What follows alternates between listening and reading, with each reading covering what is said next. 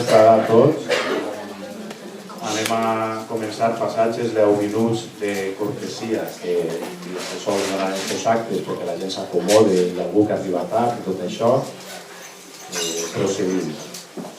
Em va dir Marirosa que volia que, a banda de la presentadora, perquè verdaderament la presentadora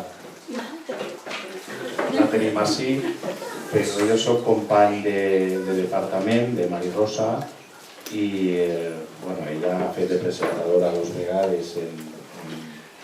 Jo em dedico també a la docència i també he escrit algunes cosetes i ella m'ha presentat a l'institut 2 vegades. Aleshores me va dir si volia dir algunes cosetes. Doncs he preparat un text molt breu, immediatament donarem pas a la presentadora real i després serà Marirosa qui acabarà. Posarem les ulleres. El meu nom és Miquel, soc professor així a l'institut, company de Marirosa. Català, 23 de març de 2014. Miquel Llàcer. Em demana Marirosa que diga unes paraules en la seva presentació del seu nou llibre de narracions, Mestre, conta'ns coses. El meu fort, com sabeu, no és la narrativa, així que assajaré de dir 4 coses trivials per donar pas després a la verdadera presentadora. Porte 2 cursos, reingressat a la docència, després d'una llarga etapa sindical. Coneixia poc Marirosa, d'algunes visites al centre al qual ja pertanyia amb els primers destinats definitius. Però en incorporar-me, i com que som companys del mateix departament, hem compartit bastants coses, a més d'alguns llaços familiars. De fet, ella des del principi, sabedora que presentava un poemari, em feu saber que ella també escrivia, narrativa, i que tenia algunes coses publicades. Li comenté que a l'editorial que publicava estaven fent moltes coses, que hi havia l'oportunitat de publicar, i aviat ens ficarem en contacte amb l'editor, qui ens visita al centre. Toni Martínez, d'Editorial Germania, sempre que la veu, li recorda que li agrada molt la història de la vella locomotora, perquè Toni aviat li demanà veure tot allò que Marirosa escrivia, i així és com nasqué el llibre que avui presentem. A les meues mans tinc un exemplar del Tresor de l'avi. Suposo que ja coneixeu, és un dels llibres que ja té Marirosa publicat. I un altre exemplar de La vella locomotora que havia comentat abans. Si l'un és una història de redempció entre el temps de la postguerra tràgica i el present esperançador de la democràcia, l'altre ens situa en la França de la dècada dels 60, en la infantesa de l'autora, en la realitat d'aquelles persones que hagueren d'emigrar, però sempre amb una mirada commovedora. Veurem què ens depara aquesta nova aventura literària. I és que ja sabeu tots com és Marirosa, com a companya de treball, com a mestra, com a amiga. La bondat i la tendresa són les seues armes, i el mirar franc, i la xarrera fàcil i graciosa. I amb eixes armes, poques conteses es perden. Solament et desitge, Marirosa, que tingues molt d'èxit en aquest nou llibre, encara que puc intuir que per a tu l'èxit ja és assolit des del mateix moment que l'escrivies.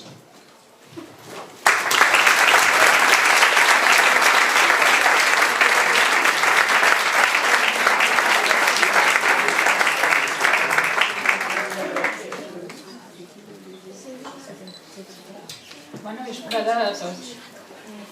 Aquí hi ha hagut una confusió. Jo crec que Maria Rosa ha fet un poc de gambalatge, perquè jo pensava que qui anava a presentar l'acte era Miquel i jo venia com a pollo. I ara m'he trobat que me carreguen a mi una altra llavors de la que jo pensava. El que jo pensava del llibre està escrit en el pròleg del mateix, que també me va demanar Maria Rosa molt amablement i no podia negar-me, era per a mi un orgull. I jo volia parlar únicament de ressemblances personals, de com vaig conèixer a Maria Rosa, de la meva relació amb Maria Rosa, de lo que Maria Rosa m'ha fet a mi reviure aquells anys a l'Institut de Carlet. Jo tinc molt mala memòria i Maria Rosa en té una que és prodigiosa. Quan algo no me recorde, la cride, li ho pregunte i ella immediatament rebobina i me trau del problema que jo tenia, del dubte que jo tenia. Maria Rosa va entrar en l'Institut de Carlet després d'haver patit lo seu en companyia dels seus pares i del seu germà en la França, com a emigrants, per la situació d'aquell entonces, i va entrar allí sobre l'any 70-71, va ser el primer curs acadèmic, i jo estava de professora, dic professora, era una manera de guanyar-me la vida, tenia que... En això segur sempre molt espavilada, Jo estava allí des de l'any 69, des d'octubre de 69. Havia acabat en juny la primera llicenciatura i tenia que buscar treball com farà, d'una manera o d'altra hi havia que viure. I me donaren una interinitat de francès. Adéu meu, de francès. Ella va ser una de les persones, un coniller d'Índies, i també el director d'aquest centre, Eduardo, i a pesar d'això són tan bones persones, una i l'altra, que damunt me recorden bé i me tenen carinyo. I jo vaig utilitzar, en aquells moments, vaig utilitzar a Maria Rosa i entonces ella diu, no m'utilitzaràs en aquells anys? Doncs ara t'utilitzo jo. La vaig utilitzar perquè era una persona tan dolça, una xiqueta tan adorable, tímida com ella soles, i com llegia tan meravellosament bé i pronunciava d'aquesta manera el francès, per a mi era una via d'escape, no? Maria Rosa, que te toca avui llegir així i allà, i me la duia, això m'ho ha contat ella, que ni me'n recordava, me la duia per a un costat, per a l'altre, i ella, en totes les seves vergonyes, accedia, és preciso, i accedia, és un dels agraïments més forts que jo tinc respecte a la persona que en aquell moment era una cria, una xiqueta. I ja va demostrar una responsabilitat com a persona que després ja s'ha consolidat en una extraordinària mare, una extraordinària esposa i una boníssima...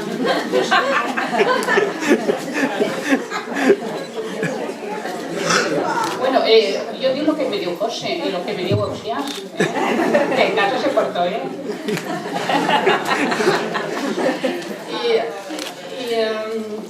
vaig estirar el fil.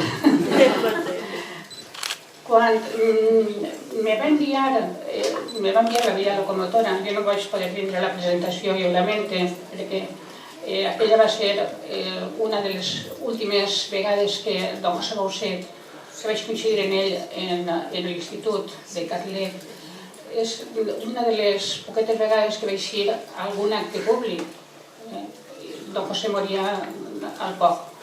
I m'hauria agradat poder coincidir en ell i donar-li una abraçada, que l'estimava moltíssim, moltíssim.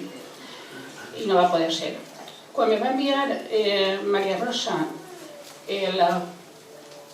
el llibre este, encara no estava enquadernat, evidentment. Ella és molt asseada, ho envia en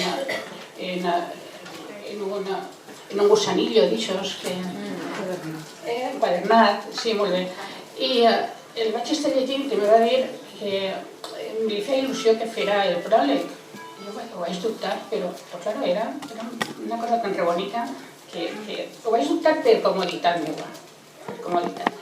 però immediatament el vaig fer. Eixes vivències personals d'ella sobre la seva professió, i si anar d'ací per allà, este poble a l'altre, sense cansar-se, pese a tot, a conèixer d'uns, altres, i totes aquestes experiències, la manera tan rebonica, tan meravellosa que té per a traduir-ho després en el llibre, on ens fa reviure als demés una sèrie de persones que no les hem conegut però que han crescut i han cobrat vida gràcies a la pluma de Maria Rosa. El fet que jo tiri de mà de Maria Rosa és perquè, en primer lloc, tinc una mala memòria, ja som molt major, segon lloc. I en tercer lloc, perquè hi ha una cosa que diu la psicologia, que és tendim a oblidar aquelles coses que no ens deixarien viure, aquelles coses que ens han fet passar uns mals moments. Jo no tinc massa bons records de l'institut de Carlet. Eren moments en què el dictador vivia encara, eren moments, i l'equip directiu d'aquell entonces es comportava d'acord que el règim funcionava. Tenien classe de matí, de vespre i dissabtes per al matí, també incluït. Recorde que em vaig casar aprofitant les vacances de Nadal, perquè no hi havia permís en aquell moment. Després, quan estava jo embarassada de la major, de la meva filla, la major, tenia que fer-me els anàlisis en Carlet, normal. Però tenia que aprofitar el trosset del recreo per anar a la farmàcia que me punxaren. És a dir, jo no podia arribar ni mitja horeta tard a l'institut, no estava permès. Una sèrie de coses. I després es van empenyar també en què hi havia que llançar Carlet al món de la cultura. I és que estem ahí, la majoria érem interins i avui estàs així, demà no saps on estàs. Volia l'equip directiu que ens compràrem un pis que està edificant ja en el nou edifici de l'institut, i jo mirava aquell edifici des de les finestres i m'aborronava. Allò sempre jo m'ofegava. En el moment que jo arribava a València, a ma casa, pegava una a descansar. És com si m'hagueren donat entonces corda solta.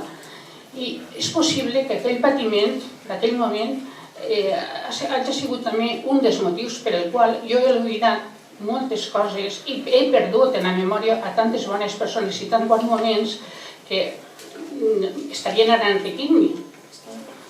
Però bé, per això està Maria Rosa.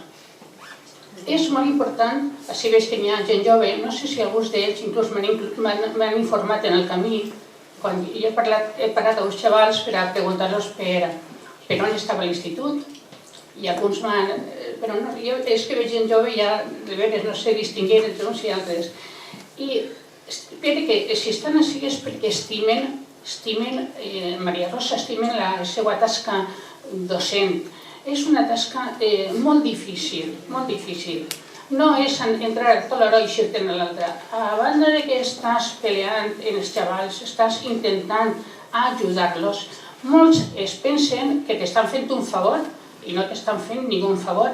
En aquell entonces, quan Maria Rosa era estudiant, el respecte per part de l'alumnat sí que es donava, però per part de l'administració no. Trobarem després uns anys en què tot va millorar per a la docència, per als xavals i per al professorat. I ara, per desgràcia, estem caminant també endarrere. Estan llegant-se drets al professorat, drets a l'alumnat, estan retallant-se beques, estan retallant-se possibilitats d'estudiar, està relegant-se l'educació per als més rics, únicament per als rics, i a més estan intentant embrutir a la gent, que no sàpiguen, perquè si saben, pensen. I aquesta és la feina que fa el mestre, el bon mestre, ajudar a obrir la ment, a obrir el pensament, que tinguin criteri propi, que tinguin llibertat i que sàpiguen el que el que cada un ho fa perquè ho pensa d'aquesta manera, no perquè li ho manen ni perquè està adocenat perquè siga esclau ni criat de ningú. El que tiene que dir ja està. Únicament, també és una promesa a Maria Rosa que li vaig dir, acabaré en un míting. No és un míting, és simplement recordar els 8 divendres. Esta nit a les 12, jo això ja no podria estar dient-ho, demà tampoc, perquè tenim això que es diu jornada de reflexió, però diumenge és un dia de democràcia, és un dia per anar a votar, i el meu consell és que vagin a votar, perquè si no van a votar per vostès. Vosaltres que no teniu 18 anys, però ja a partir dels 18 anys la consciència democràtica és molt important, i és que ens estan afonant, no hi ha que permetre que continuïn. I això és el meu punt de vista, la meva il·lusió, i mentre tinc coneixement seguiré predicant això. Moltíssimes gràcies.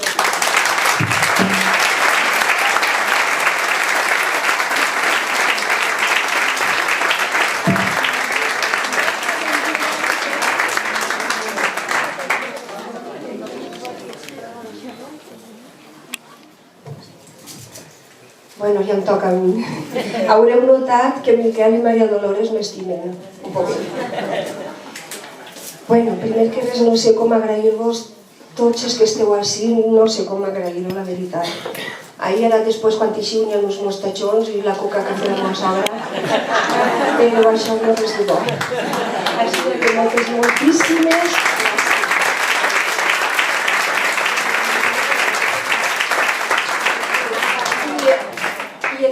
tanta gent que hi ha així, evidentment trobo a faltar 3 persones molt estimades.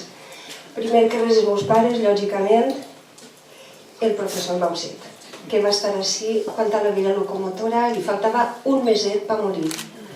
Però, fins a última hora, amic dels seus amics, acompanyat de les seues filles, ahí estava acompanyant a la seva amiga. I això, doncs, és impagable i el trobé a faltar, evidentment.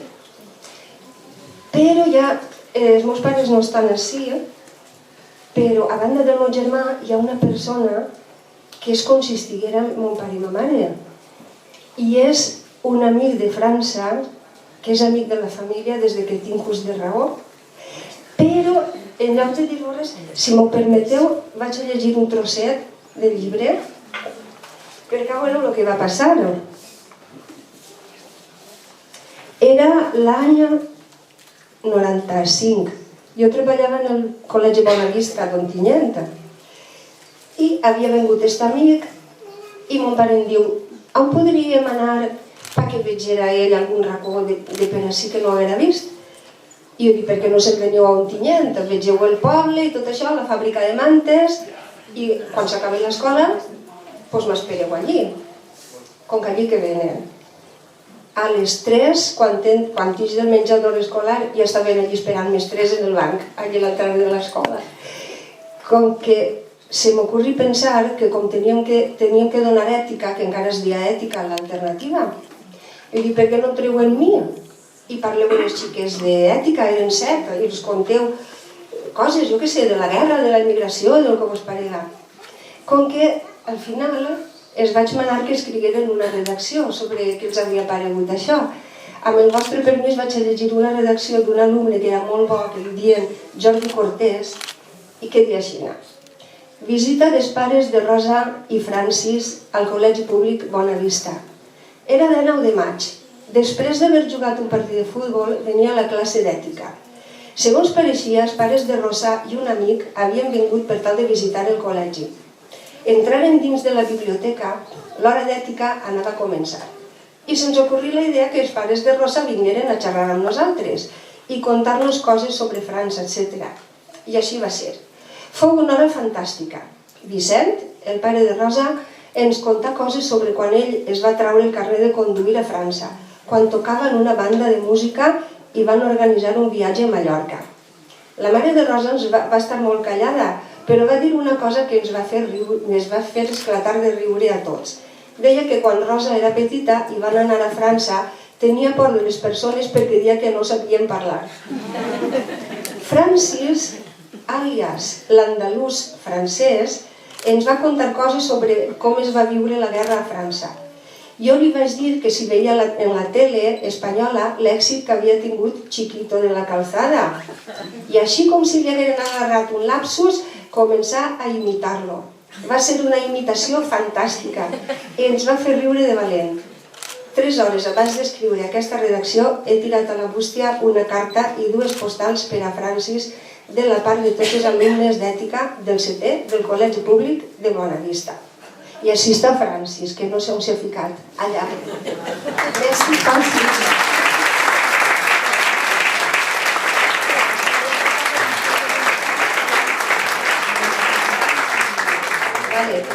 Ara, 2 o 3 cosetes més. No se podeu imaginar, quan es comences a recordar les coses que t'han passat, com el dones compte que la màgia en la vida existeix. Se produeixen redolins que es tanquen. Primer redolí. En l'any 71, la classe de tercer B, que era la meva, i així n'hi ha 2 o 3 companyes d'aquell any, dient que érem la pitjor classe de totes. No sé si se'n recordeu d'això. La pitjor classe. Hi havia alumnes molt bons i altres pèssims, i de terme mig n'eren poquets. Un dels bons era Eduardo Morante, vos sona? Sí. El director. Era tan bon alumne que quan treia un 9 en els exàmens, diem en casa: mira si l'examen és difícil, que Morante ha tret un 9. I dic que és un cercle perquè 40 no sé quants anys després, quan me toca treballar així, aquí veig de director a Eduardo Morante. Primer cercle.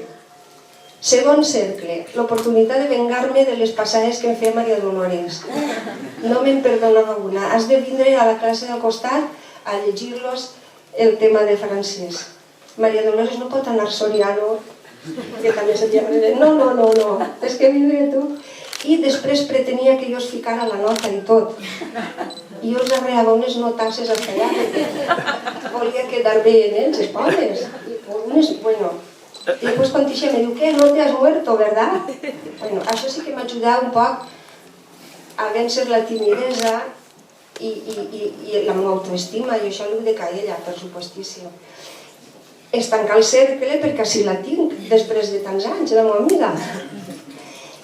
I l'altre cercle quin era, senyor? Però no sé per què se m'han anat pensant al cel, jo no ho sé. Un momentet. Pues res, em pense que ja està... Ah, sí! Volia contar-vos el de don José Bauset. No vos estic avorrint tant de rotllo? No? Pues vale, vos conto això ja. Pues resulta que anàvem una volta, estava jo amb la meva amiga Manolita en Alcúdia fent-nos un cafè, i en això que per la finestra vegem passar a don José. Li diem don José en aquell temps. I jo me va agarrar molta alegria perquè feia almenys 15 anys que no l'havia vist. I vaig així disparar com una fletxa: don José! I l'home es va girar així en l'aire que tenia ell. Servidor! I jo el vaig saludar: mira que vaig ser alumna seu en Carlet i tal. I d'on eres? Dic: sou del FARC. I com el diuen? Diu: pues no me'n recorde de tu. Dic: no passa res, home, jo ja m'ho pense. I mos diu: sempre vos he admirat els del FARC perquè parleu un valencià molt bonico, no apitxeu com així en Alcúdia, en Carlet i tot això. I vaig m'agarrar del braç i en eixa senzillesa em diu: i dime, xiqueta, jo tu t'he ensenyat alguna cosa? I aleshores dic: clar que m'ha ensenyat moltíssimes coses, sobretot el meu sentiment ecologista, el meu respecte per la natura i per lo que nosaltres som. Això li dec a vostè. Com que es gira cara a la meva amiga i diu: i això és veritat, i tants companys mestres que tinc així, ho sabeu que és així, es gira cara a mi i diu: això és el que més pot agrair un professor, que el que ell pretenia ho hagi aconseguit, encara que siga en un alumne. Diu: i avui estic jo pagat. I me diu, jo dic: però si jo me'n recordo molt de les seues classes. Dic: per exemple, jo me'n recordo de lo que per vostè era l'infern. Diu: ah, sí? Com pot ser? I dic: sí, per vostè l'infern era estar assegut en la cadira d'un dentista, fent-li la rodeta i les motos i les tubos les cates sols per ahí. I es va assombrar i diria, sí que és de veres. Diu, jo el cel, què era el cel per mi? Dic, pues el cel per vostè era estar en una prada verda, les vaques pasturant i sentint la pastoral de Beethoven, una cosa així. Assombrat. De veres, això és de veres. Bueno, doncs des d'aquest dia que mos farem amics i mos escrivíem per Nadal, ell m'enviava la postaleta, jo l'enviava segells perquè era filatèlic i des d'aleshores que som amics. I també volia dir-vos, el llibre es diu Mestre contants coses perquè jo, a veure, he detectat, i ahí estan els meus alumnes actuals per dir-ho, que quan es conte alguna anècdota d'estes, com ara això que vos he contat, de Don José Bauset o de coses així, els agrada. Ja sé que moltes voltes és perquè mentre jo m'enrotlle no fem faena. Però, a banda d'això, per això soles sé que no és. Els agrada que es conti tot això. Dels meus alumnes, mira, me va passar això en tal lloc, un xiquet me va dir no sé què, un altre xiquet li passa no sé quantos, perquè ells noten que quan jo conto això dels meus alumnes d'abans, jo encara els estime, els meus alumnes d'abans, i aleshores ells senten indirectament que a ells també els estime. I això crea un bon ambient en classe. I una volta tens aquest bon ambient aconseguit, que sempre no s'aconsegueix, però quan l'aconsegueixes, diguem que ja tens la base. No importa l'assignatura que ensenyes.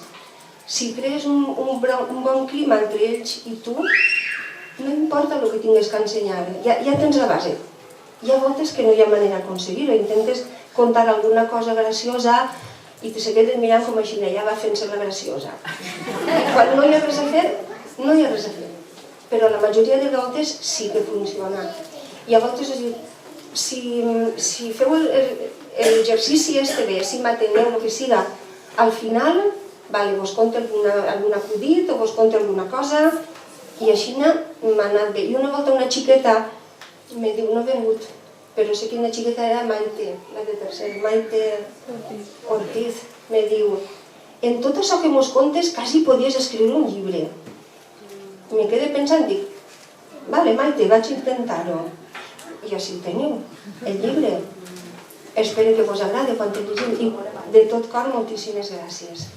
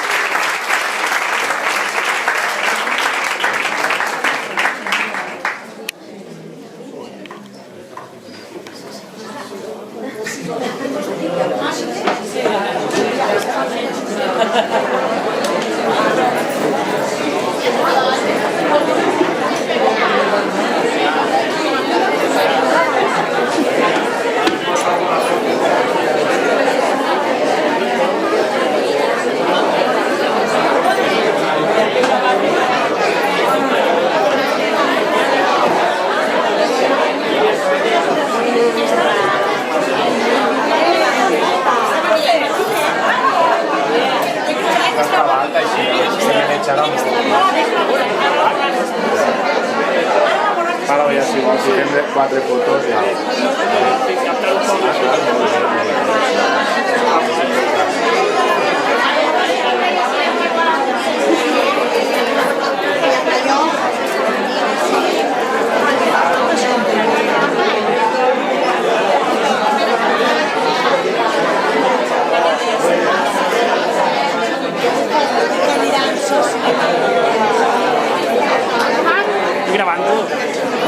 Òsia, reportero. Hòstia, sí, m'han mitjà menció en Mario Josep. Bé, bé.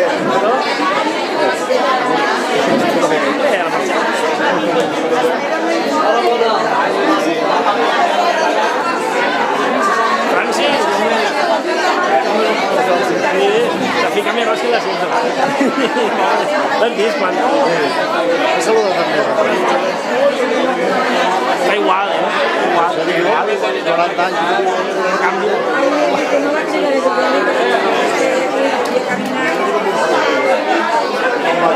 de